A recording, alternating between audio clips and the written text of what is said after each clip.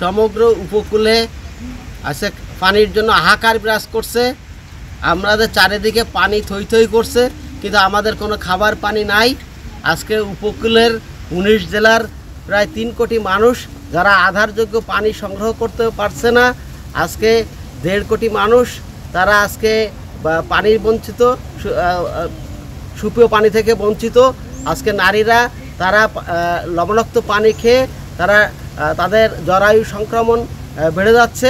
সুতরাং আজকে সরকারের কাছে আমরা দাবি জানাই, জরুরি ভিত্তিতে সকলের জন্য, সবার জন্য সুপেয় পানি নিশ্চিত করার জন্য এবং আগামী 25-26 যে অর্থ বছর, সেই অর্থ বছরে উপকূলের জন্য সুপেয় পানির জন্য বিশেষ বরাদ্দ রাখার দাবি জানাই। বিশ্ব পানি দিবসে আমাদের মূল শুরু হচ্ছে, আসলে আমাদের এলাকায় প্রচুর পানি আছে, কিন্তু আসলে সব লবণ পানির উপযোগী না বা কোনো কাজেও ব্যবহার করা যায় না। তাই আমরা চাই এই লবণ পানির প্রভাবে হচ্ছে অনেক নারী পুরুষ যাই বলেন না কেন সবাই হচ্ছে রোগে আক্রান্ত।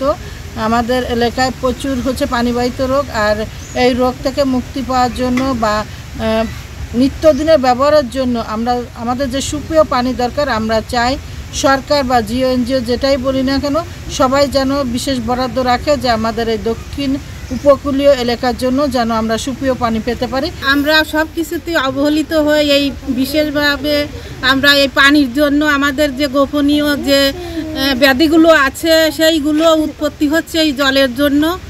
এই জলের জন্য আমরা সব কিছুতে শারীরিকভাবে আমরা সবসময় দুর্বলতা প্রকাশ করি আমাদের শরীরের ভিতরে। ক্যামেরায় ওয়াও, স্টাইল দেখাও, Xenon X21 পারলে ঠেকাও। এই জন্য চাই আমরা যে এই পানি তো এক অপর নাম জীবন, এই পানির দ্বারাই আমাদের বাঁচতে হবে।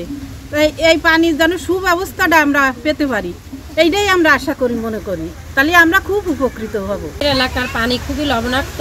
এই লবণাক্ত পানি খেয়ে আমরা যে নারীরা আছি খুবই অসুস্থ হয়ে পড়তেছি, বিভিন্ন রোগে আক্রান্ত হচ্ছি।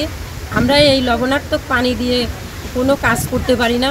আমাদের এদিকে যে পানির যে সমস্যা আছে, এই সমস্যার জন্য আমরা সরকারের কাছে জোরদার দাবি জানাই যেন আমাদের জন্য কিছু সুপেয় পানির ব্যবস্থা রাখে। আমাদের এই পশুর নদীর তীরবর্তী আমাদের মোংলা পোর্টের মানুষ আমরা, আমাদের একপাশে সুন্দরবন।